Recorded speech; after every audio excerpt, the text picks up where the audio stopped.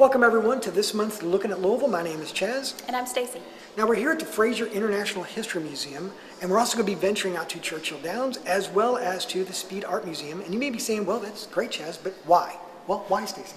Well, Chaz, in addition to Valentine's this month, also it's Black History Month, so we wanted to salute that and take you to two of Louisville's top attractions that we wanted to see in podcasts anyway, but they are doing very special exhibits in honor of Black History Month, and those are the Speed and the Frazier. The Speed's going to have a G's Bend quilt exhibit, which we'll take a look at, and the Frazier has a very exciting exhibit. I think it will be very moving, and it's actually going on through May, and it's called The Wreck of the Henrietta Marie, and it's a recovered slave ship. Well, we're going to be doing that, going to those locations, and we're going to go to Churchill Downs and find out about African Americans in the Kentucky Derby. So a lot of great information. And, you know, these podcasts are for you. So if you have an idea for an upcoming podcast, please send those to podcast@gotolouisville.com. If we can use your content in our show, we'll send you some cool swag about Louisville. That's right. And in honor of Valentine's Day, we will be celebrating at one of Louisville's most romantic spots, high atop the Galt House Hotel at RIVUE. So, as usual, I'm hungry. I think we need to get started. We got to get started because I'm starting to get hungry too. All right, let's go. We are here at the Frazier International History Museum, and we are lucky enough to get a chance to talk to its executive director, Dr. Madeleine Burnside. Madeleine, thanks for having us here. We really appreciate it. Thank you so much for coming. We come to the Frazier a lot for its normal permanent collection exhibits, but you've got a very special exhibit that's coming through the doors until... Tell me a little about it. Well, it is very special. It's actually something that I've personally worked on for, well, since 1991, so a long time. It's the wreck of the Henrietta Marie. The exhibition's called A Slave Ship Speaks, and it is, in fact, it's the remains of the only excavated slave ship in the New World. The thing about it is that these are the only artifacts that really exist that you can see from the actual Middle Passage. So in terms of African American history, this is really significant because these are real objects from this real experience. And people can come to the Frazier and experience this until when? It closes on May 26th, okay. So there's a lot of time, but don't let it slip away. The thing that you see here is every wooden ship of this time period, of course, keeping it watertight is the main deal. So you see all these ship's fasteners here. You see different tools that were used, but the principal thing was this grindstone. If you couldn't keep those tools sharp, you couldn't keep the ship afloat. And there are actually instances of ships that went down because their grindstone broke. So these are the shackles that were found on the shipwreck site. And the thing about it is, when they found the ship, they didn't know it was going to be a slave trader at all. They knew it was English.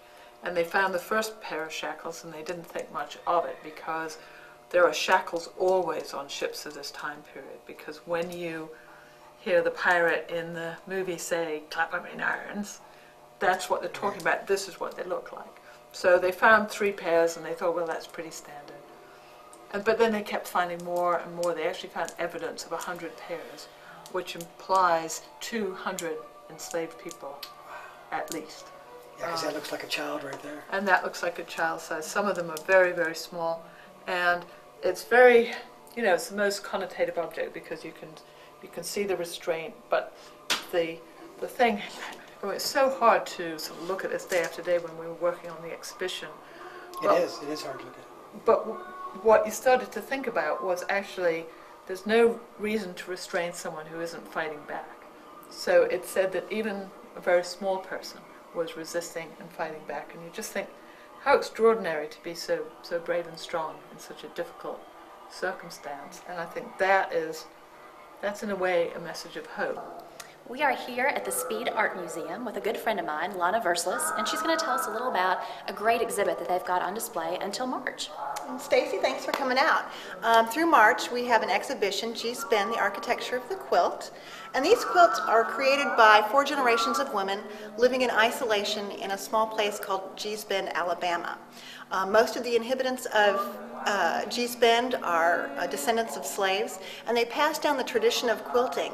And what's really unique about these quilts is they have They use incredible geometrical shapes. They look so modern, and yet they're not. They take their patterning and all from tradition. There are about 47 quilts on display made by 42 women. You can see actually when you look at some of the quilts how they, you can see the use, because these were functioning pieces. These were meant to keep their families warm, and they used materials that were either discarded or what they had around the house. So you really see a lot of different patterning and just different textures. Thank you. Be sure to come to the Speed Art Museum to check out the G's Bend exhibit through March. We're here at Churchill Downs, of course, which is famous for the Kentucky Derby, and I'm here with John Asher. Now, John, tell us the impact of the African Americans on the Kentucky Derby.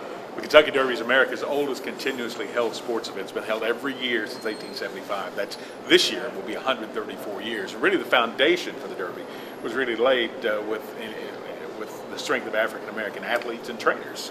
13 of the first 15 Kentucky Derbies were won by African American jockeys, including 3 jockeys who are among the greatest who ever been in the saddle at any era in our sport. Isaac Murphy won 3 Kentucky Derbies in the Hall of Fame. He was really the Michael Jordan. Yeah, that's of his what I was era. asked. You said he was the Michael Jordan. He was the most prominent African American athlete, probably the first half of the 20th century, to be honest with you. He was a remarkable athlete who died too soon, died in his 30s, but won 44% of his races in his career, and again, 3 Kentucky Derby wins in that group. Also in that Hall of Fame group, Willie Sims, he was 2 for 2 in the Kentucky Derby, and Jimmy Winkfield, who was really a mythic character almost in thoroughbred racing. He won 2 Kentucky Derbies, then rode abroad. Also, African American trainers had a huge impact on the Kentucky Derby. The very first Derby was won by a horse named Aristides, ridden by an African American rider, Oliver Lewis. But the trainer was Ansel Williamson, who's also in the Hall of Fame, and Ed Brown, who was a protege of Williamson's. He won 2 Kentucky Derbies. He's also in the Hall of Fame. In the early years, especially the very early years of thoroughbred racing, they were the absolute stars of the sport. And if anybody wants any more information, of course, they can go to KentuckyDerby.com, not only about the trainers and the jockeys, but of course the world's greatest race, the Kentucky Derby, which is coming up real soon. Now let's talk about RIVUE. Of course, Valentine's Day is the month of February, and of course, I gave you that CD, Lover, it's breaking my heart. Every night. Yeah, no you don't. Well, And this is a great spot. it is a wonderful spot. My In fact, husband and I love coming here to the bar for drinks, and dinner's great too. But I mean, it's just a great view. It's Louisville's only rooftop dining. It's a great spot. we're going to bring in a very special guest to the couch, and this is Thad, the general manager. So Thad, come on in. Hello. Hi. Welcome, everybody. Thad Now, Mattingly, tell us general about some of this food we've got here. We have 2 awesome selections from our regular menu and 1 special item. We have our seared scallops. Those are done with pureed yellow and red pepper and pureed asparagus, one of the top sellers on the. You had that one before. And this one right here. And this one, crab cakes, and that's done with a smoked pepper aioli.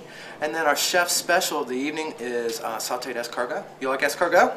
I don't know if he's man enough to I don't know, but can we I say? do. Okay, you can do that. This isn't And for tell us this. about these gorgeous drinks. We of course have our signature Sunrise RIVUE. That is a mango vodka concoction with a little bit of puree of berry in the bottom, and the blue RIVUE, which of course is a blueberry vodka drink. Now, I understand that you still have openings for Valentine's Day, but even if you don't, February is Our, about. yeah, for February we are celebrating romance the entire month. We have special packages here in the hotel. So if you can't make it down for dinner with us during the week of Valentine's Day, by all means, the whole month, you can come and enjoy us and come up and see us in the restaurant. Thank you. Thanks for having us. Great. Well, I'm Our hungry, pleasure. so in fact, You ready to dig in? Yeah, let's yes. go. And as always, You're looking at Louisville. see you real soon. Cheers.